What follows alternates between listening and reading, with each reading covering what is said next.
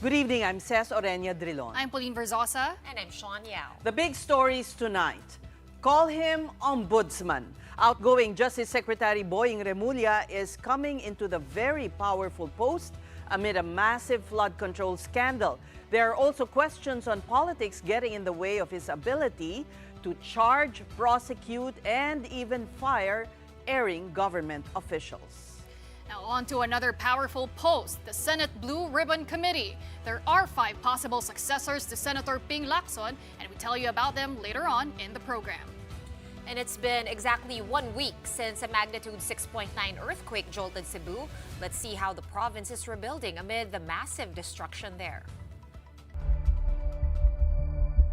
Ang totoo, in-expect ko na kasi talagang wala nang rule of law dito sa ating bansa. Planchado na ang lahat. Transparency and a lot of action. And probably, transparency, more openness from the office. Wala tayong sisinuhin dito. Well, DOJ Secretary Boying Remulla's appointment as Ombudsman did not come as a surprise at all. Foremost on his agenda, aside from the flood control investigations, is reopening the complaints against Vice President Sara Duterte's alleged misuse of confidential funds. Here's the report. And so what is obvious to many pundits has come to pass. Justice Secretary Jesus Crispin Boying Remulla is the new ombudsman as appointed by Malacanang. He replaces Samuel Martirez, whose term ended in July and will have the same 7-year tenure. Now that Remulla is, quote, the Tanod Bayan, or the constitutional protector of the nation, he vows to fulfill his duties with full transparency and accountability. Transparency and a lot of action. And probably, transparency, more openness from the office. Yung tao, naghahanap talaga ng transparency and accountability sa taong bayan. At nung hiningi ko yung trabahong ito, yun ang sa isip ko talaga na yung accountability mapalakas natin sa lahat. Bukod sa iba pang mga tungkulin na pwede nating gampanan. When asked what President Marcos's marching orders are, the new ombudsman had this to say. Sabi niya, yung accountability of public officers, pangalagaan mo talaga. Wala itong sisinuhin. Ang trabaho ng ombudsman para sa buong Pilipinas, hindi sa isang kampo ng politika.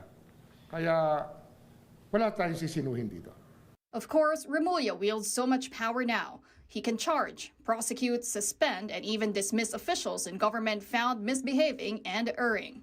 Remulla can file both administrative and criminal charges against state executives and personnel and is key in the investigation of corruption. Yes, including and particularly the probe into allegedly anomalous flood control projects. Even the Independent Commission for Infrastructure is answerable to him. The ICI is poised to submit to the Ombudsman pieces of evidence it gathered on questionable government-funded projects. Some of these cases may even be elevated to the anti-graft court, Sandigan Bayan, for officials with salary grade 27 or higher and accused of amassing ill-gotten wealth of more than 50 million pesos. Another complaint Remulla is going to resolve, that one against Vice President Sara Duterte for alleged misuse of more than 600 million pesos in confidential funds. Nandiyan na yan eh. Actually, nandiyan na naman sa ombudsman ang mga report na yan. At bubuklatin natin. Pag-aaralan at tatanungin natin yung mga may hawak doon ngayon. Mga may hawak at yung may tungkulin na hawakan ng mga kasong yon bago tayo dumating. Remulla says he also wants lifestyle check on officials and making public their salins or statement of assets, liabilities, and net worth. Meantime, Malacanang was quick to defend their choice of ombudsman. We have the highest confidence in Secretary Remulla. I wouldn't say that he's the most controversial. As I said, there is a vetting process which is provided for by our constitution and our laws, and he went through that very rigorous process. At the end of the day, after the president receives the recommendation from the JVC, it's still the decision of the president. Remulla is scheduled to take his oath as ombudsman on Thursday. It wasn't an easy climb for Boying. The president's sister, Senator Amy Marcos, filed complaints against him for the ICC arrest of former President Rodrigo Duterte. All those dismissed. Kasi nagtumbling ang ombudsman, tumbling para i-dismiss yung mga kaso. Dismiss ka agad, lahat baseless. Pagkatapos mag-issue ng clearance, talagang kinakana ng todo-todo. For Senator Marcos, Vice President Sara Duterte is next on the new ombudsman's agenda. Mukhang planchadong-planchado na. Kung hindi makakalusot yung impeachment, nako hay, ang plan B, diretso na tayo sa plan C. Planchado na ang lahat. This is something the palace dismissed as well. There's always a process and a very stringent process required under our constitution, and then Secretary Remulla went through that process, no, and he was vetted by the JBC and appointed by the president. So I don't believe there is basis to that concern. At the end of the day, after the president receives the recommendation from the JBC, it's still the decision of the president. For its part, the Liberal Party implores Remulla to, quote, pursue corruption wherever it hides. They said they, along with the people, will be watching his every action. Now let's get some insights on this latest development and other issues. And joining us is ACT Teachers Party List Representative Antonio Tino. Welcome to the Big Story, Congressman. Hi, good evening, Cez, Sean, and Pauline, and good evening to everyone. Do you welcome the appointment of the former Justice Secretary as the new ombudsman? Well, we welcome the appointment of an ombudsman because the post has been vacant or held in an acting capacity for many months. And that has been a particularly felt during this whole flood control corruption scandal, where the ombudsman is, practically on the sidelines because there is no full-fledged ombudsman. What do you see should his first task be to gain the confidence of not just the public, but also, for instance, the progressive group? Well, the first task, the immediate task, is to rescind the former ombudsman's Memorandum Circular Number 1 from 2020, which severely restricted, practically denied the public access to the SALNs, Statements of Assets, Liabilities, and Net Worth, of public officials. No, that was the handiwork of the previous ombudsman, that practically restricted access to only someone with a court order. No, pwede ka lang makahingi ng kopya ng opisyal if there was actually a court order. So it became next to impossible to gain access to the constitutionally mandated and mandated by the law. The ombudsman is supposed to get to receive a copy of all the SALNs of the officials of government, including the highest officials, and to make the SALNs available for inspection by anyone, by any citizen during office hours. That's in the law, but that circular was issued by Martires, and I think that is an important factor to consider in why the ombudsman was practically neutered during from the time of the previous administration up to now. And this also happens to be the time period when this massive abuse and plunder of public works funds took place. The incoming ombudsman did say that in his press conference, but with certain conditions and certain limitations. Well, there we go again. No? The mandate of the law is clear that it should be made available for inspection. We understand that some information, personal in nature, may be perhaps redacted, but nevertheless, access should not be limited. Okay. Now, with respect to going after airing officials, kaya ni incoming ombudsman ang kahit na kaalyado nila? Well, that is the Marcos challenge. administration. Opo, that is the challenge, because obviously, Remulla is very closely associated with the president. I mean, the Remulla family have been allies of the Marcoses, the Marcos dynasty, since even the time of Marcos Sr. He served as Justice Secretary for the past 3 years. And the secretary is, of course, considered as the alter ego of the president. So, meron ng impression or bagahe ngayon ang ombudsman na partisan. No? So, the challenge is to show that he will pursue the investigation, prosecution, and conviction of all involved in flood control, corruption, or plunder, regardless of political color. No? Yung sabi nga, sa mga rally, lahat ng sangkot dapat managot. So that falls heavily on the ombudsman. Yun ang hamon kay Ombudsman Remulla. Congressman, earlier when Seth asked you, are you happy about Boying Remulla being the new ombudsman? You said, I'm happy that there finally is an ombudsman. Just to make it clear, who amongst the shortlist, the 7 names on the shortlist, were you pretty much resigned to the fact that it would be Boying Remulla?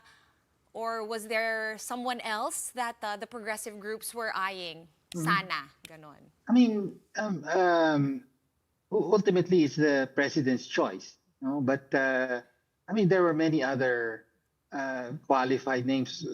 I'm not saying one or the other should have been the ombudsman, but off the top of my head, I can remember Michael Aguinaldo was among the those who applied for the position. He used to be COA chair, no, under the Duterte administration. He did a good job.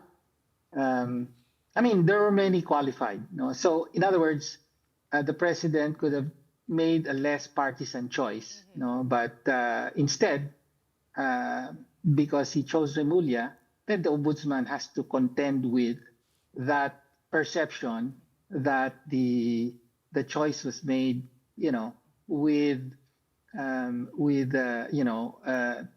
partisan intent, intent, no, that will the ombudsman really pursue all involved in corruption, or only those selected or curated by the administration?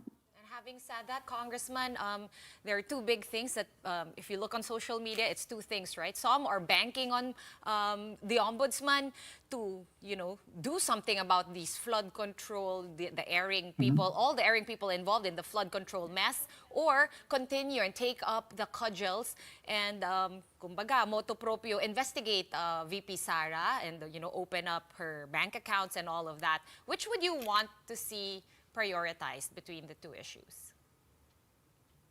I mean, the ombudsman has to take on both. Has to make substantial and decisive actions on both issues, because these are the flood control issue is a massive, perhaps one of the biggest corruption scandals in our history, and we really see and feel how the lack of action of the Office of the Ombudsman, what is the result of that? No, I mean, if the Ombudsman was doing its job, then it should have been able to monitor and flag and do motu proprio investigations on the outrageously lavish lifestyles of DPWH officials. No, losing hundreds of millions of pesos in casinos and so on and so forth. Imposible namang hindi makakarating sa ombudsman yan kung aktibo niyang ginagawa yung trabaho niya. And that has been going on for years, no? So ilang taon lumalabas na from the Duterte administration to the present, diyan talaga yung yung height nung abuse ng flood control. Tapos as to the issues with the vice president, again, ilang taon na rin ito. no, and the public wants answers on the issue of the use, accountability on the abuse of confidential funds. For now, barado yung impeachment. So, nandyan yung avenue ng ombudsman, especially since the vice president is not immune from suit. So, hindi lang impeachment ang pwedeng mechanism for holding the vice president accountable. Well, Congressman, still on the topic of the flood control mess, are you happy with the progress that the ICI is making? Because some think they're too slow, some think they lack transparency. And you were also quoted as saying you believe that President Marcos is not absolved from any of this. You actually believe he's also complicit because he bears command responsibility.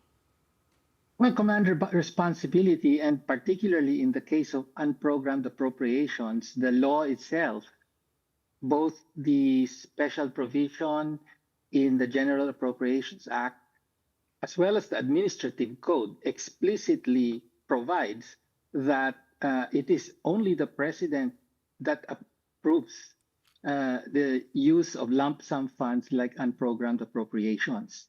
No, the law itself says, presidente ang responsable para sa anumang gamit ng unprogrammed appropriations. And under his presidency from 2023 to 2024, a massive 214 billion pesos worth of additional flood control projects and other infrastructure projects were approved and funded. And many of these projects are now, under scrutiny and involved or mentioned in for example, the alleged projects of Senator Villanueva that was supposedly funded from unprogrammed appropriations. The president is responsible for that according to the law. So merong pananagutan ng presidente, and so the ICI should also take this into account in doing its work. Now, are we satisfied with the work of the ICI? Frankly, because it's not transparent, we can't really say. Yeah. No? Are you joining the calls for more transparency, for their hearings to be made public? Certainly. For all of the limitations of the House investigation, the Infracom, as well as the Senate Blue Ribbon Committee, one important thing was that all of their proceedings were public, and that's an important and essential factor in educating the public about the extent, the details of the plunder, paano ninanakaw, basically yung pondo ng taong bayan mismo. So ganun kahalaga yung transparency. Kaya nga ngayon, what we have now, the House stopped its hearings, the Senate apparently is in limbo, and it's not medyo di maganda yung nangyari sa Senate because now parang tumigil sila because Senator Lacson intimated to the public that almost all senators had amendments or insertions, including flood control projects, in the 2025 budget. Tapos dahil lang doon, tigil na ba tayo? Dahil matatamaan na pati yung hanay ng mga senador. Congressman, I'd like to ask you this. While Senator Cayetano's proposal for snap elections was shut down, there's no provision in the Constitution that allows this, but there are calls in social media for the Senate and the House to be abolished. This is how the public really is so fed up with, it seems everybody had their hand in the honey pot, in the cookie jar. Yeah. Well, kahit nga sinut down dahil walang basis and so on, or nakaka-distract ito from the immediate objective of investigating and holding accountable those involved. However, it does articulate or resonate with yung sinabi mo, no? Yung publiko talaga may pagtingin na grabe. buong lahat ay may involvement, no? Lahat sangkot from the highest, from Malacanang itself, the Senate, the House, the DPWH bureaucracy, yung ombudsman being, not doing its job, pati yung COA involved, di ba? So lahat in one way or other, involved basta may infrastructure project. No? So talagang naintindihan natin yung panawagan na baka kailangan, hindi ubra dito kahit pa sa totoo lang, kahit pa may makulong, pero kung hindi naman babaguhin yung sistema, ay babalik at mas malala. This is already the lesson from the Napoles pork barrel scam. Yes, may mga nakundik, nakakulong pa si Napoles. May mga senador na nakundik. Eventually, alam natin, yung mga iba dyan, nakalaya na. Pero nawala ba yung corruption? Again, pork-related, pork barrel yon. In fact, ang nangyari, from the PDAF, which was visible, kita, na tinransform into an invisible system of pork barrel allocations dahil invisible na lumaki ng lumaki. No? So yung legislators may pork, yung president may pork, ang tawag dyan yan, ang programmed appropriations. And this is what we have today. So anong solusyon? Abolish Well, nga. I mean, in the end, you have to abolish this whole pork barrel system, no? But that's how politics currently works, no? Bakit ba yung pag may presidente ka, all of a sudden may supermajority ka agad kahit yung mga dating hindi ka partido? It's all because of pork, di ba? Oh. Kumustahin ko lang sana very quickly, ano po nangyari sa budget ni VP Sara? Did Congress somehow agree na to cut it? Or because she didn't show up? The discussions are still ongoing. Sa Friday pa yung schedule ng plenary deliberations on amendments. So ongoing ngayon yung mga usapin dyan.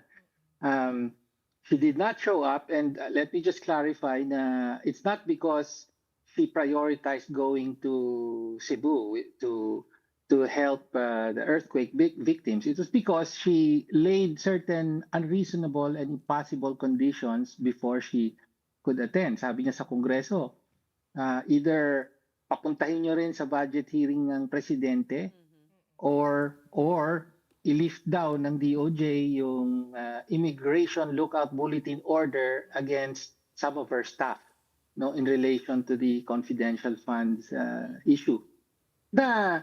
In the first place,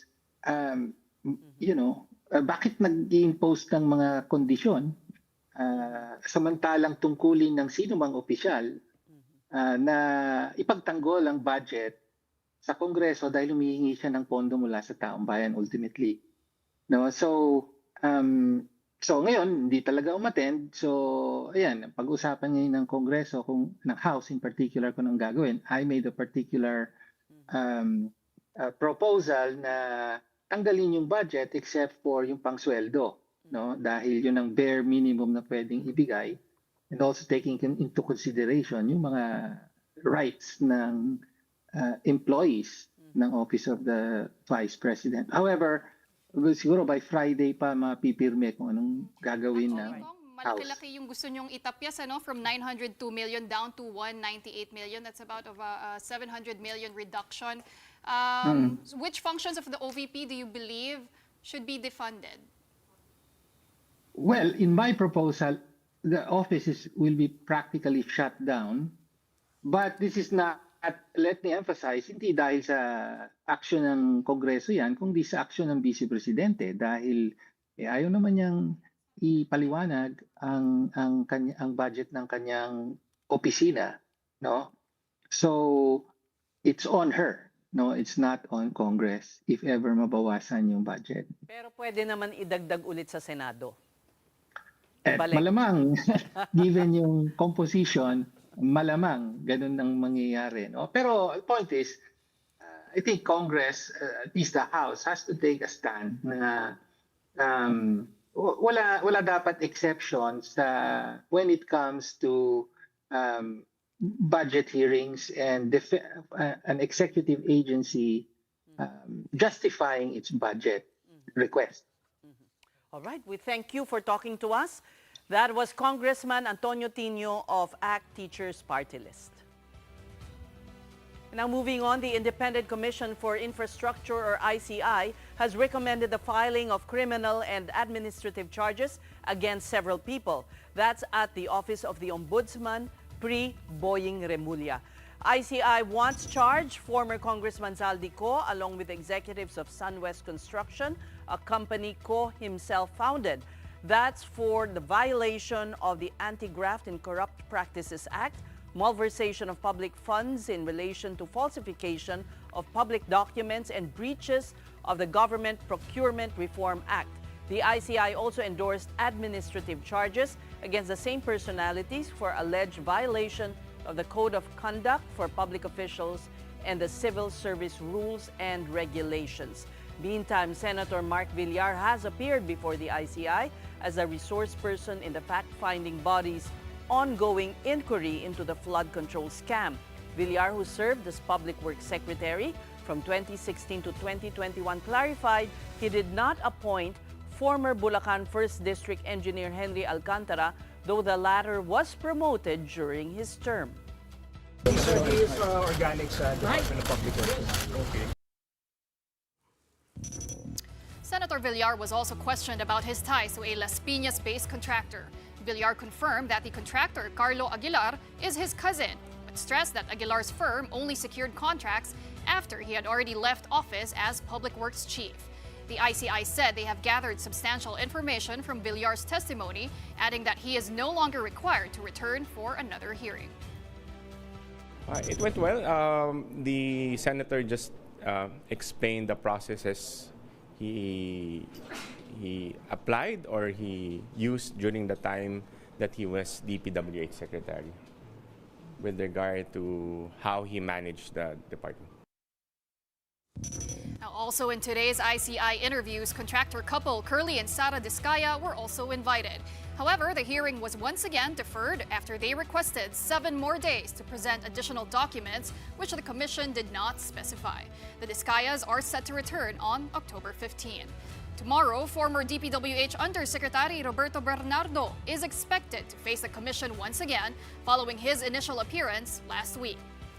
As this developed, Iglesia ni Cristo Executive Minister Eduardo Manalo has urged that the ICI investigation be open to the public.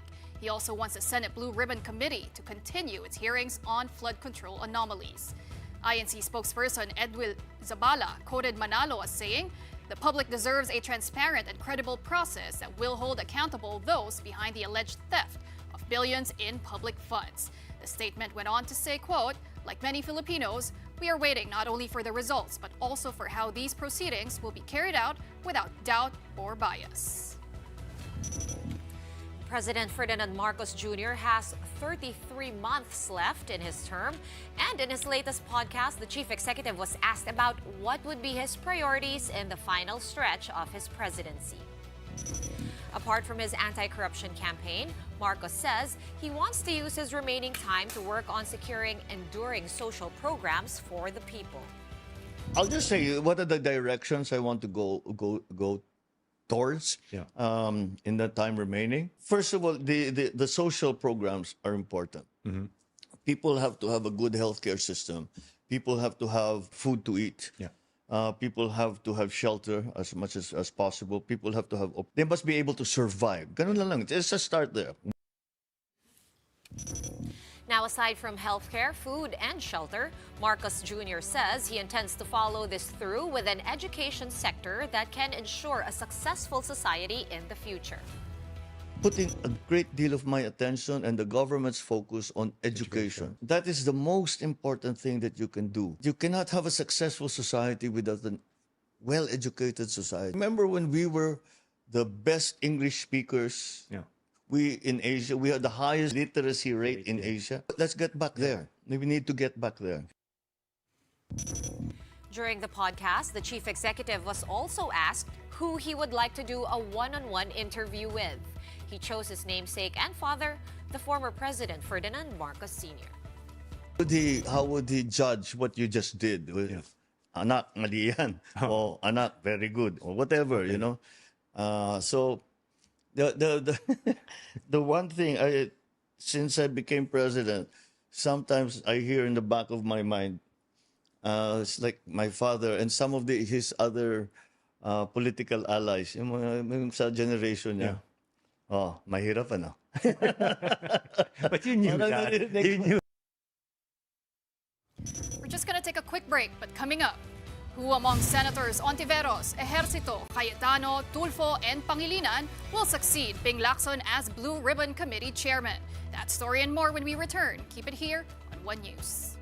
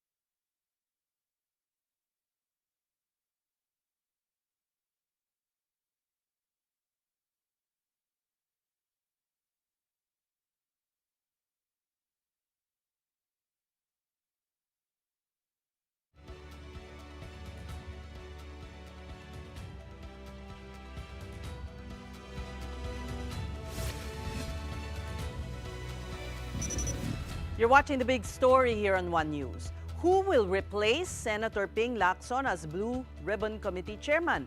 Senate President Tito Soto floated 5 contenders from the majority bloc. They are Senators J.V. Ejercito, Rafi Tulfo, Kiko Pangilinan, Pia Cayetano, and Risa Ontiveros. Cayetano briefly led the Blue Ribbon during the 19th Congress, while Ontiveros was a top contender for the position before Lacson, but she declined.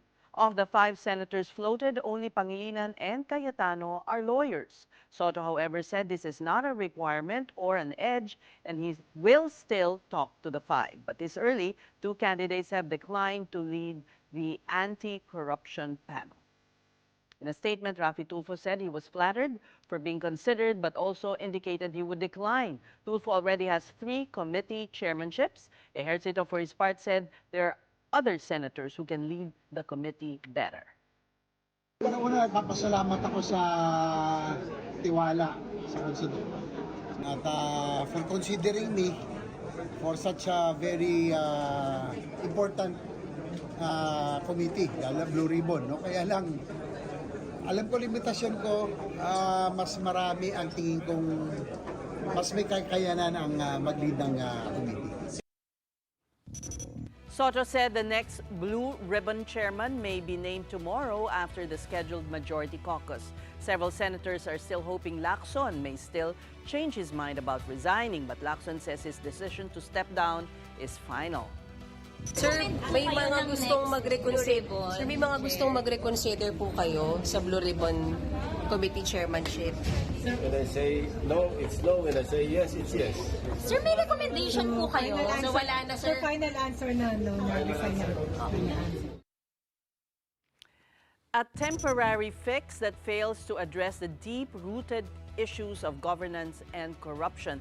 That is how the Makati Business Club views the proposal for snap elections. And let's discuss this now, along with other issues, with MBC's Executive Director, Rafael. Wow, Rafael. Who calls you Rafael? Apa Ongpin, thank you. When she's angry. Thank you for coming to the show. While it's not a solution, you know, it resonates with the public in a sense that they want now the Senate and the House abolished. There have been sentiments on social First of all, media. it's not a solution. Okay? It's actually another problem. Yeah. Right? You're replacing one problem with another. Yeah. Secondly, I mean, so what if you replace the people, if the systems are themselves still rotten? Right. Diba? We believe in reform of the system, and we have quoted, concrete steps that we can take. We have to pass a freedom of information law. We have to look at the bank secrecy law in relation to, the public officials and so on, and all of these other things. Dynasties. The dynasties. That's another discussion. Okay, dynasties do not cause corruption. All right. What do you mean? Well, They control economic power in their fiefdoms. Yes, they do. But there are some dynasties that are actually quite progressive and have a lot of integrity. All right? Care to share who? You like who? Let's name No, drop. no, so no. We can't name drop? I just want to say it's a knee-jerk reaction to say we are asking for an anti-dynasty law because it's required by the Constitution, right? But in itself, removing dynasties is not a solution to the corruption problem. Okay, and you did disagree, for lack of a better term, with Alan Peter Cayetano's suggestion to hold snap elections. But I guess what we should take there is the fact that maybe we do need a reset, right? Which is just what you said. So apart from the FOI coming back and the bank secrecy law not being applicable to maybe elected officials, what other concrete steps is the MBC looking at? Well, it's a long list, all of these different laws that we're sponsoring. And a lot of it has to do with, what we have termed ease of doing business, right? But it's actually anti-corruption, okay? Because that's what the Ease of Doing Business initiative is all about. It's to try to make corruption more difficult, at least, if not impossible. And a lot of this is digitization, right? And we have to look at procurement, government procurement. I don't think the government procurement law in itself is necessarily that flawed. It's actually more the implementing rules and regulations, maybe, that we could review. Reduction of human intervention in the process. Yes, in the exactly. system. That's what digitalization is, right? Now, you have things like in the infrastructure sector, right? The biddings are cooked, right? And they're cooked in many ways. One of the ways is the terms of reference, okay? The terms of reference are arranged so that only certain contractors will qualify. Time was when contractors who did government work were the A1, the big ones. Well, now, parang mga hausyaw na lang. They won't, sino yeah, ba yung these mga- guys, the Nobody, sort of DM Consunhi, Yeah. First Balfour, mga EEI, Megawide, even FF Cruz from Yes, before. yes. These guys, they won't touch it. Kasi sindikato yan eh. No? So, I mean, they're not being moralistic or anything. It's just that they don't want involved with this corruption game. That's not what they're about. But Right? going back to very quickly on the digitization, because we had Blockchain Council head Donald Lim here, and of course we've all heard about the proposal that blockchain could possibly cure all. Donald did say, though, that we need to digitize first before we can even look at blockchain, right? So are you for that too, like that whole putting the whole government on blockchain? Yeah, we've Makati Business Club has supported that measure, but as you said, it's not a magic wand, at all. It is one tool that we can use, and it's a tool that can only follow digitalization. is the MBC also echoing calls that are getting louder now for the ICI to be more transparent, to open to the public their hearings? Yes, we co-signed the statement of the Budget Watch and so on groups, the other groups. We believe that they have to be transparent. Open their hearings. to Freedom the of public. information, All right? I don't think there's a very good reason why they're not open to the public.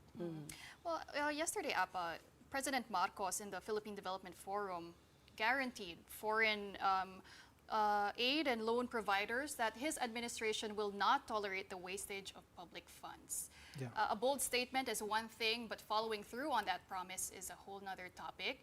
And based on your conversations and based on your experience, how sensitive are foreign investors when it comes to issues such as widespread corruption in a country like ours? Well, let's talk about foreign aid, right? Foreign aid is, of course, somewhat sensitive. If JICA or the Asian Development Bank is lending you a few billion pesos to build something, like a subway, they don't want any part of that going to corruption, right? And, a lot of that also has to do with the counterpart funding, of the Philippine government. Which for a while stopped. Because it was defunded in the 2025 Yes, budget yes. in favor of these pork Unprogrammed, barrel infrastructure Yes. projects. So right? that's a concern. It's a huge concern. That's why, are you not feeling the impact in the business sector of this, I guess, It's loss not of like- confidence in our... It's not like there's a rushing torrent of foreign investment, raining on Already. our heads, right? No, we're not. So all the more nga, all the more that It makes we're- us even more uncompetitive. Yeah. Already we're uncompetitive in so many ways, but it is really a crisis that will impact us economically. Well, the U.S. State Department just flagged us. It just came out today in the papers. Flagged the Philippines for pervasive corruption, quote unquote. Yeah, well, fair enough, right? I mean, when you have something like 50% of the, of the budget devoted to pork barrel infrastructure projects, and I have to say, there's a lot of very important, worthwhile infrastructure, including flood control projects, that get mixed into this, right? So not all infrastructure is bad. And by the same token, not all budget insertions are bad. Okay? I mean, it's You mean really amendments? yeah. Yeah, well, amendments, whatever you call it. But, we have to be very, very discerning and very, very selective about, what we are investigating right now. So, but your wish list, the Makati Business Club's wish list takes time. These reforms take time. Yeah. So what do you want done immediately, or before the end of the year at least? Well, we want the ICI to come up with, we want a few heads to roll. That's just purely emotional, but we feel that the people have demanded it, right? And we want to see some big fish. Do you Like think all of President us. Marcos is displaying enough political will to actually see this fight against corruption through? Yeah, I think he is. He's sincere when he says that heads will roll, and when he says walang Including his sasantuhin. allies, huh? Yeah, including his allies. Possibly his cousin. Yeah, I mean, if they're going to throw that guy under the bus, good. Diba? But how does MBC feel now? Because it seems like nobody wants to throw nobody under the bus anymore. Well, right? no. I mean, let's not be too hasty, right? Let's see what the ICI comes up with, right? But it's a huge problem. Sabi ni Vince Dison sa DPWH, no? Sabi niya, if I fired everybody in DPWH na may sabit, sabi niya, Walang matitira. Walang matitira. These are things to be considered, right? These are things to be considered. You really have to play this well. Otherwise, you're gonna disrupt governance. All right. We thank you so much for coming to the show. Thank you for having me. That was the Makati Business Club Executive Director, Apa Ongpin. All right, let's move on now and check in on the weather. The low-pressure area Pag-asa has been monitoring outside the Philippine area of responsibility has strengthened into a tropical depression. Its last recorded location is more than 2,000 kilometers east of central Luzon, and it is quickly moving northwestward. However, that is not really going to affect our weather. The southwest monsoon winds, or habagat, are officially gone. They are now replaced by the northeasterly wind flow, which Pag-asa considers as the transition toward the northeast monsoon or amihan season. Right now, this northeasterly wind flow is going to bring moderate to at times heavy rainfall over Luzon, especially in the Bicol region and Quezon, while there is also an ITCZ, or Intertropical Convergence Zone, that could cause incessant rains to fall over the Visayas, Mindanao, and Palawan.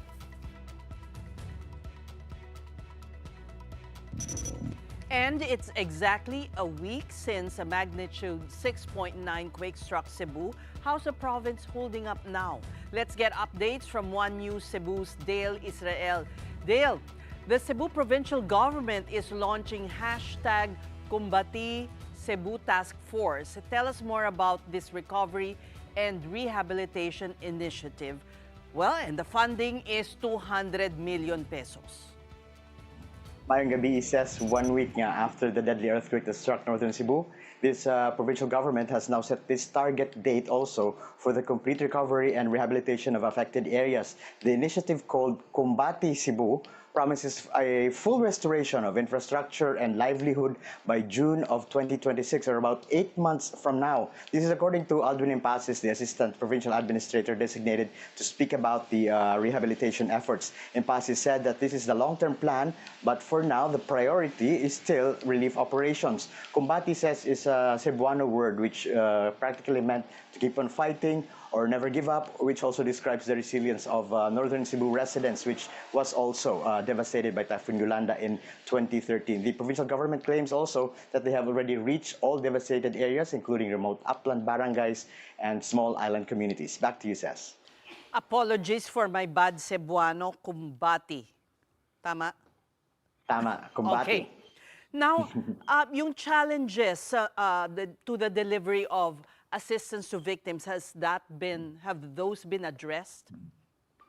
Yes, the Emergency Operations Center in the Cebu capital authorities provided this latest status report nga of the delivery of the relief goods after the quake. Right now, so as they have already reached a lot of areas, or they said that they have practically reached everyone and every area that was devastated by the quake last Tuesday. So right now, the provincial government is sending water tankers still to the areas in Tabogon, which is still do not have water supply. That's the only area now that has no water supply. And in the towns of San Remigio, Medellin, Tabuelan, and Dalmantayan, water service has been restored, while Bugo City, the epicenter, says only has 60% of the supply is back. For electricity, power has been also restored also in most towns except for some areas in San Remigio. Telecommunications in northern Cebu are also now stable with signals restored from the country's 3 major telcos. And as for housing, their record shows that there are 4,703 homes that were totally destroyed, and about half of them located in San Remigio. Authorities also reported 23 sinkholes that have appeared mostly in San Remigio and Medellin. Says. Well, Dale, based on your report, kulang ang 200 million na initial funding para sa kumbati. Tama. The provincial government has actually estimated around 3 billion pesos on an infrastructure damage brought about by the quake last Tuesday. And right now, there's still aftershocks, and they are still also conducting this assessment for more infrastructure that were damaged. And they believe that the amount of 3 billion could still rise in the coming days. Says. Well, thank you for the updates. That was Dale Israel of One News Cebu. All right, and now we head on to the day's business story, starting with the latest on consumer prices. Headline inflation in September quickened to 1.7%, marking a second straight month of acceleration from the 1.5% in August. The Philippine Statistics Authority said the uptick was driven mainly by higher fuel and vegetable prices, which pushed the 2025 year-to-date average also to 1.7%. That's still below the government's 2 to 4% annual target range.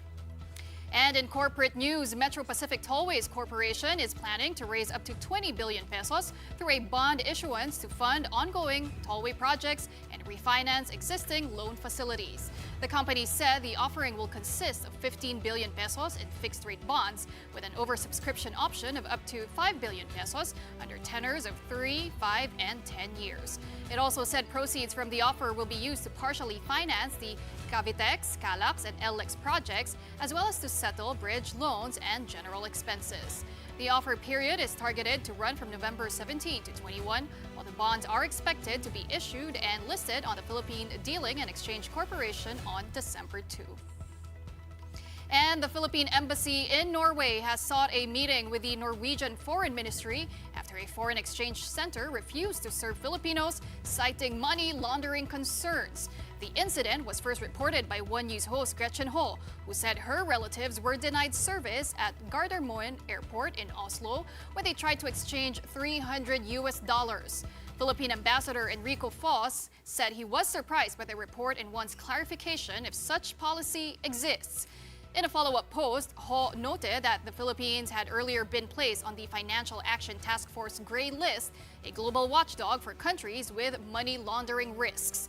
The country was removed from the list just this February, but it remains unclear whether the refusal stemmed from outdated references or local policy, though several netizens claim they have also experienced similar incidents. Now we shift gears over to our big picture tonight. It is back-to-back surprises for all of us Swifties here on The Big Story. and beyond. Taylor Swift's music video for her newest single, The Fate of Ophelia, drops. The burlesque-themed video gave us the visuals as usual, with Taylor flaunting her dance moves once again. That cinematic video, which Taylor directed herself, had almost 8 million views in less than 10 hours. The Fate of Ophelia is the lead single and the opening track off of her 12th studio album, The Life of a Showgirl, which was released on Friday. And there are 11 other Showgirl tracks to listen to, including the title track, which features pop sweetheart Sabrina Carpenter. Inspired daw by another Taylor, Liz Taylor. Pero yung si Ophelia naman, she was talking about, Hamlet and Ophelia. Because Shakespeare has always been one. I know that Pawi knows this already. No, actually, I don't. I'm sorry. I'm not a Swiftie.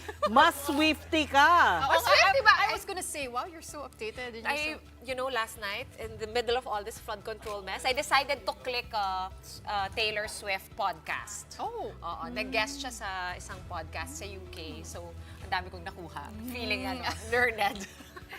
But I know she's engaged, so Yeah, she also showed her rock and and nung news But yeah, congratulations to Taylor Swift. And Travis Kelce. Travis Kelce. But I like her other single that dropped, Opalite. It's fun and happy. Taylor Swift songs Have are you always listened to very it? nice. I haven't. I've been listening to all the hearings. The ultimate Swiftie pala. Ako pala yun. Yun yung pinagpuyatan ko kagabi. Pang good vibes lang. Oy, pero grabe yung sa Oslo, Norway, exchanging money. You just went to Europe. Did you experience? Not at all. That's pretty odd, That's right? awful, di ba? But the first thing you want to do in the airport is get a few cash. local currency. And And then pagbabawalan ka, paano na? Nakita ko nga yung post ni Gretchen, ang dami na nag-comment na I was there as far back as 2023. Someone claimed na the same thing happened din sa airport. Yeah, it's not good for our reputation as a nation. Tsaka Di parang ba? nadadamay tayong lahat. ang lahat Diba? tayo Lahat tayo talaga. damay. $300 lang naman yung gusto nila ibigay. Oo nga. Para namang naging criminal agad, na money Ayun laundering na nga, agad. the corruption of our officials reflect on us, the ordinary citizens, when we go out. And we suffer for it. Yeah. Just like banks now, di ba, bawal na mag-withdraw ng 500,000 pesos in cash. Correct. Okay, but that's all the time that we have this Tuesday. Thank you so much for watching The Big Story. Kapatid, we are one news, all sides, all the time. We'll be back here tomorrow at 7:30. Have a good night, everyone. Coming up next, we have play-by-play with Andre Felix and Denise Tan. But before that, alam ko may comments kayo kay Taylor Swift kasi naririnig ko. Natawa ako hindi kasi Liz Taylor. Gusto kong tanungin, tanungin natin si Lavi, kilala mo ba si Liz Taylor? Oh, no! Elizabeth Taylor, the ultimate. Famous actress kasi ng mga 50s, 60s. Siyempre. Napaghalataan na naman. And she was known during her time to have the biggest diamonds. She had the biggest diamond, the Hope Diamond. Hope Diamond. Yeah. And she also has yung parang sobrang blue nung mata niya, almost violet. Yes. Binabasa ko sa tabloid nung bata ako. Violet. Diba? She was known for violet eyes. Kasi kayo lumalabas yung mga edad natin. Oo nga eh. Pinanganak kasi si Pao 1995 eh. So, intindihin na. Ito na, ginugugol na ni Pao. Uy, but she was the parang BFF ni Michael Jackson. Ngayon, ginugugol Michael na Jackson in 1995, medyo matanda na rin siya. Oo nga eh. He was Cleopatra. She was Cleopatra. Yes. Yan, Cleopatra. tama. Yan She naman. played Not that I Cleopatra. watched the film, but okay, Cleopatra. And she was married how many times? Seven? Oh, tama. Seven. I was gonna ask Denise, but apparently she's also... Denise, lumalabas din yung edad ni Denise. Magkasundo tayo. Nagkakabukingan na. Sige na, kayo na. Alright. Before may masabi pa kami. Thank you. It was a great show, as always. Thank you. And what day is it? Tuesday pa lang, no? Tuesday Tuesday pa pa lang.